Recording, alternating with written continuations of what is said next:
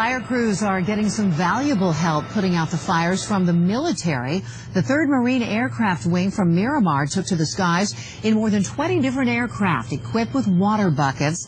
Yesterday, they flew close to 30 hours and delivered more than 30,000 gallons of water to the Tomahawk fire.